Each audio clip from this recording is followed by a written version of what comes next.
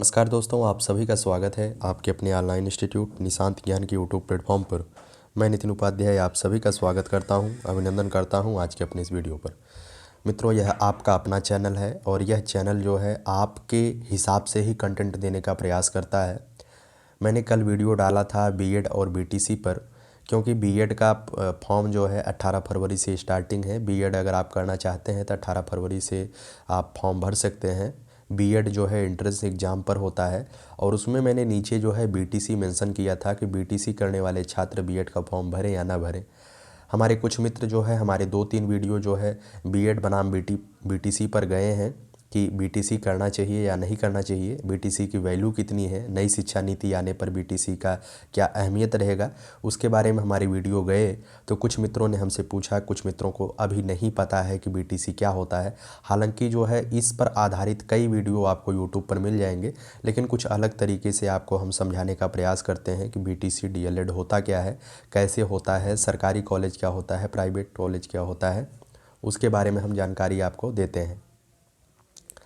सरकारी private college में fees कितनी होती है, पूरे विस्तार से हम समझाने का प्रयास करते हैं। आइए चलिए वीडियो को शुरू करते हैं। सबसे पहले हम आपसे एक क्वेश्चन आपको दिखाते हैं कि इसका उद्देश्य क्या होता है। बीटीसी करने का उद्देश्य क्या होता है? उद्देश्य इसका होता है कि आपको जो है प्राइमरी में मास्टर बनाना है, ठीक है।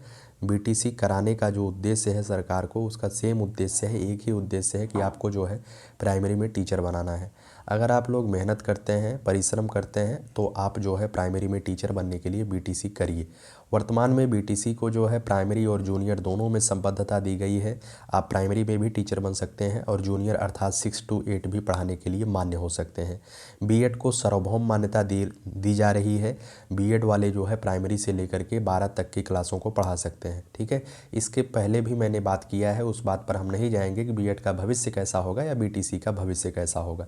आज हम सिंपली पूरे इस पर निर्भर है कि बीएड बीटीसी कैसे होगा, ठीक है।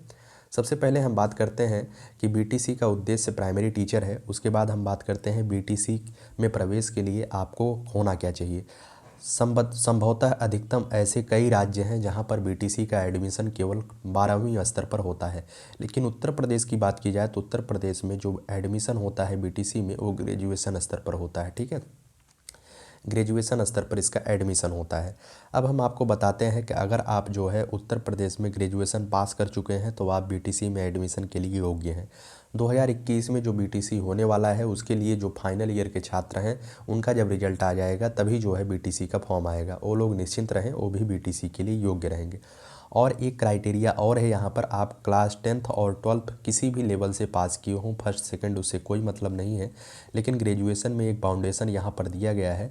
वह बाउंडेशन है कि ग्रेजुएशन में आपको, अगर आप जनरल कैटेगरी से बिलोंग करते हैं तो आपको मिनिमम 50% होने चाहिए, और अगर आप ओबीसी SC ST से बिलोंग करते हैं तो मिनिमम 45% होना चाहिए, तभी जा कर के आपका एडमिशन हो पाएगा, ठीक है। 50 और 45%, जनरल के लिए 50%, ओबीसी SC ST के लिए मिनिमम 45% होना चाहिए।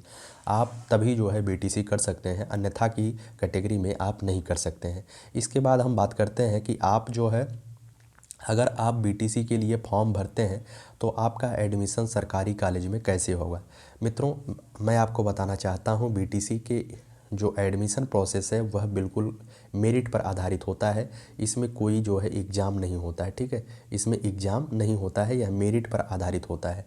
मेरिट कैसे बनती है उसकी भी हम बात कर लेते हैं। इसकी जो मेरिट बनती है वो सिंपली आपके हाई स्कूल के परसेंटेज को जोड़ा जाता है, उसके बाद 12th मतलब कि कक्षा 12वीं के परसेंटेज को जोड़ा जाता है, उसके बाद आपके ग्रेजुएशन के सब्जेक्ट BA BSc के सब्जेक्ट को जोड़ा जाता है, ठीक है। BA BSc के सब्जेक्ट को जोड़ा जाता है। सब्जेक्ट मतलब परसेंटेज, मैं सब्जेक्ट बोल रहा हूँ। हाई स्कूल में अगर आपने 70% अंक हासिल किया है, ग्रेजुएशन कक्षा 12वीं में भी 70% और BA में भी 70%, तो आपका टोटल मेरिट जो बनेगा 70 तिहैया 210%, ठीक है। आपकी मेरिट कितनी बनी? 210%। तो इस भ्रम में मत रहिएगा कि बीटीसी के लिए आपको जो है अलग से कोई कोर्स पढ़ना पड़ेगा। एडमिशन प्रोसेस जो है बिल्कुल मेरिट पर होती है और इसी तरीके से तीनों वर्ष के मेरिट को आसानी से जोड़ लिया जाता है, ठीक है। उसके बाद हम बात करते हैं कि अगर आप जो है उत्तर प्रदेश में सरकारी कॉलेज से डीएलएड करना चाहते हैं तो कैसे हो सकता है। अगर आप उत्तर प्रदेश में सरकारी कॉलेज से डीएलएड करना चाहते हैं तो आपको जो है जनरल के लिए जो पिछली कटाव गई थी उसके अनुसार हम बता सकते हैं कि जनरल के लिए जो है 235, ध्यान रखिएगा, जनरल के लिए 235 प्लस परसेंटेज आपको चाहिए। अगर 235 से ऊपर है तो आप जो है बीटीसी में कहीं भी, आप किसी भी डाइट से हो, चाहे आप किसी भी ज़िले से हो, आप वहाँ से जो है सरकारी कॉलेज पा सकते हैं। ठीक है। इसका जो सरकारी कॉलेज होता है वो अमूमन ऐसा होता है कि ये जो है ज़िले पे होता है। जैसे आप अगर जौनपुर से बिलोंग करते हैं तो आपका जो डाइट कॉलेज होगा, जो आपका सरकारी कॉलेज होगा, वो जौनपुर के डिस्ट्रिक्ट में ही एक कॉलेज होता है। अगर उत्तर प्रदेश में बात की जाए तो उत्तर प्रदेश में कुल डाइट कॉलेजों की संख्या 67 है और इसमें जो कुल सीट है 10,600 सीट है। 10,600 बच्चे ही सरकारी कॉलेज से बीटीसी करते हैं पूरे वर्ष में। ठीक है। उसके बाद बात की जाती है, अगर आप जनरल से हैं 235 प्लस हैं तो आप सेफ कैटेगरी में हैं। ऐसा निश्चित नहीं है कि आप बिल्कुल ही सेफ हैं, क्योंकि कई जगह पर कई डाइटों में जो है इसका परसेंटेज ज़्यादा चला जाता है। जैसे इलाहाबाद की बात की जाए तो इलाहाबाद में 242 प्लस गया था पिछले वर्ष 2019 में इसका कट ऑफ बीटीसी का। उसके बाद अगर आप जो है ओबीसी से बिलोंग करते हैं, 230 प्लस हैं, तब भी आप जो है सेफ कैटेगरी में अपने आप को मान सकते हैं कि आप जो है डाइट कॉलेज पा सकते हैं। उसके बाद अगर आप एससी कैटेगरी से हैं तो 225 मान सकते हैं, 225 से 30 मान सकते हैं। इसमें जो है 2-1% की वृद्धि हो सकती है, ऐसा नहीं है। ये जनरल के लिए है, ओबीसी के लिए है, ये एससी के लिए है। और अगर आप एसटी कैटेगरी से बिलोंग करते हैं तो आपके लिए जो है, एससी कैटेगरी से बिलोंग करते हैं तो आपको जो है, ध्यान रखिएगा, आपको 215 से 220 के अंतर आपको मिलना चाहिए। अगर इतना है तो आप जो है उत्तर प्रदेश में सरकारी कॉलेज पा सकते हैं। अब हम बात करते हैं उत्तर प्रदेश में अगर आप बीटीसी करते हैं, सरकारी कॉलेज आपको नहीं मिलता है तो क्या होगा। मित्रों देखिएगा, अगर आपको सरकारी कॉलेज नहीं मिलता है तो भी जो है उत्तर प्रदेश में अगर आप बीटीसी करते हैं तो इसका सेम ही वैल्यू है, कोई मतलब नहीं होता है। चाहे आप सरकारी कॉलेज से करें, चाहे आप प्राइवेट कॉलेज से करें, मतलब वही होता है। जिसका जो कोर्स की महत्ता है, महत्ता उतनी ही होती है। बस यही होता है, सरकारी कॉलेज में फ़ीस कम लगती है, प्राइवेट कॉलेज में फ़ीस ज़्यादा लगती है। अब हम बात बताते हैं सरकारी कॉलेज में फ़ीस कितनी लगती है। सरकारी कॉलेज में 10,000 प्रति वर्ष फ़ीस लगती है। कितनी लगती है? एक वर्ष के लिए 10,000 फ़ीस लगती है, अर्थात दोनों साल को अगर मिला लिया जाए तो दोनों साल की फ़ीस जो है 20,000 होती है। ठीक है। और वहीं अगर बात की जाए, अगर आप प्राइवेट कॉलेज से करते हैं, प्राइवेट कॉलेज में एडमिशन जो है, अगर आप वो 50% वाला क्राइटेरिया पूरा करते हैं तो आपका एडमिशन हो जाएगा। अगर बात की जाए उत्तर प्रदेश में प्राइवेट कॉलेजों की संख्या की, तो संख्या 3,000 से ऊपर है। और उसमें अगर सीटों की बात की जाए तो सीट जो है 2,31,000 प्लस है। 2,31,000 से ज़्यादा सीटें जो है उत्तर प्रदेश में प्राइवेट कॉलेज के बच्चों की है। आपका एडमिशन आसानी से हो जाएगा, ऐसी कोई बात नहीं होती है। अगर बात की जाए आपका जो आपका मेरिट रहना चाहिए, मेरिट अगर आपका कम भी है तो भी एडमिशन हो जाएगा, लेकिन ग्रेजुएशन का 50% वाला क्राइटेरिया पूरा होना चाहिए। उसके बाद हम बात करते हैं कि प्राइवेट कॉलेज की फ़ीस कितनी होती है। प्राइवेट कॉलेज की फ़ीस जो है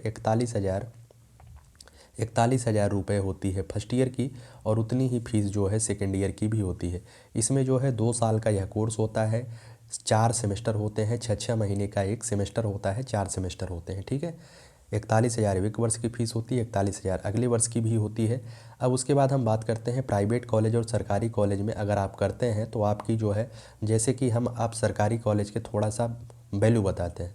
आप 10,000 रुपये में आप जो है सरकारी कॉलेज में एडमिशन ले लेते हैं। ध्यान दीजिएगा, थोड़ा सा हम मोटिवेट आपको करने के प्रयास कर रहे हैं। 10,000 रुपये में आप सरकारी कॉलेज में एडमिशन लेते हैं। उसके बाद जो है, आप ऐसा तो नहीं है, आपका अगर घर जो है जिला मुख्यालय पर है तो आप आसानी से, आपका घर ही है वो। अगर आप थोड़ा सा गांव में बिलोंग करते हैं, जैसे आप जौनपुर के गांव में बिलोंग करते हैं, तो डाइट कॉलेजों में आपको डेली क्लास लेना पड़ेगा। और हर जगह डेली क्लास अगर आप लेते हैं तो आप अच्छे हैं। तो डाइट कॉलेजों में डेली क्लास लेने के लिए आपको जौनपुर सिटी में आपको रूम लेना पड़ेगा। ये जो रूम का खर्चा होगा ये 4,000 रुपये हो जाएगा एक महीने का, पूरा आपका खर्चा और रूम। ये 12 से इसमें गुणा कर दीजिए, 12 महीना आपको रहना है, 12 चौक 48,000 रुपये। 48,000 रुपये आपका खर्चा पड़ गया, और 10,000 रुपये यहाँ पर जो है आप फीस दे रहे हैं। 48 10 58,000 हो गया। और कुछ प्रैक्टिकल की फ़ीसें होती हैं जो सरकारी कॉलेज में भी थोड़ा बहुत ली जाती हैं। कुल मिलाकर के 60,000 के लगभग आप जो है फर्स्ट ईयर में ही पहुँच जाएंगे। और अगर आप घर से करते हैं या अपने नज़दीकी किसी कॉलेज से करते हैं जो प्राइवेट ही कॉलेज है, तो वहाँ पर भी लगभग यही जाएगा, 60,000 के करीब ही जाएगा। ठीक है, तो ऐसी कोई बात नहीं है। हालांकि जो है सरकारी कॉलेज में जो लोग करते हैं उनका थोड़ा सा, वो लोग कहते हैं कि पढ़ाई अच्छी होती है, तो ऐसे कॉलेज से आप करिएगा जहाँ पे पढ़ाई वढ़ाई अच्छी होती हो। ठीक है, डिग्री लेने का मतलब नहीं है, आपको थोड़ा सा पढ़ाई भी अच्छी करनी है, क्योंकि यहाँ पर देखते हैं अगर आप थोड़ा सा कम मेहनत करेंगे तो आप जो है फेल भी हो सकते हैं इस परीक्षा में। आज बात की जाए, आज के जो न्यूज़पेपर में एक कटिंग आई है कि इसका जो क्राइटेरिया रखने वाले हैं पढ़ाई के स्तर का, वो 12वीं रखने वाले हैं। ठीक है, 12वीं इसकी रखने वाले हैं, अर्थात पहले जो है कक्षा 8वीं तक इसके प्रश्न आते थे सेमेस्टर के एग्ज़ाम में, कक्षा 8वीं तक आते थे, लेकिन वर्तमान में थोड़ा सा इसका लेवल बढ़ाया जाएगा। ठीक है, लेवल बढ़ाया जाएगा और इसमें जो है थोड़ा सा अपर लेवल की पढ़ाई की जाएगी। वो आपके लिए सही है, क्योंकि आप जो है एक योग्य शिक्षक बनने जा रहे हैं, तो योग्य शिक्षक बनने के लिए कोई चीज़ें मायने नहीं रखती है। अगर आप मेहनती हैं तो आपके लिए सब कुछ आसान ही है, कठिन नहीं है। ठीक है, तो उम्मीद करता हूँ सभी चीज़ें आप डीएलएड के बारे में समझ चुके होंगे। डीएलएड में एडमिशन कैसे होता है और एडमिशन प्रोसेस क्या है, सरकारी कॉलेज की फ़ीस क्या होती है, और डीएलएड के जब आप प्रशिक्षण पूरा कर लेंगे तो उसके बाद आपको क्या करना पड़ेगा। जैसे आप जो है तृतीय सेमेस्टर 1 वर्ष का एग्ज़ाम पूरा करते हैं तो उसके बाद आपको जो है टीईटी का एग्ज़ाम देने को मौका मिल जाएगा, जो उत्तर प्रदेश में टीचर एलिजिबिलिटी टेस्ट होता है। इस एग्ज़ाम में जो है जनरल कैटेगरी के बच्चों को 90 नंबर, और जो आरक्षित वर्ग से हैं चाहे ओबीसी एससी एसटी हों उनके लिए 82 नंबर पाना अनिवार्य होता है। 90 नंबर ये जो है 150 में से पाया जाता है, 150 में 90 पाते हैं तो आप पास हैं, 150 में आप 82 पाते हैं ओबीसी एससी एसटी तो पास है। इस परीक्षा को क्वालिफाई करने के बाद जो है आपके सामने अंतिम प्रयास होता है, जिसे सुपर टेट के नाम से उत्तर प्रदेश में जाना जाता है। इसे सहायक अध्यापक लिखित परीक्षा के बारे में भी जाना जाता है। उसके बाद आपको जो है जब भी सरकार की भर्ती आती है उसमें आप जो है पार्टिसिपेट करेंगे और आप जो है एक पद अपना सिक्योर कर लेंगे और आप शिक्षक बन करके समाज सेवा में अपना स्थान देंगे। ठीक है, देश सेवा में अपना स्थान देंगे।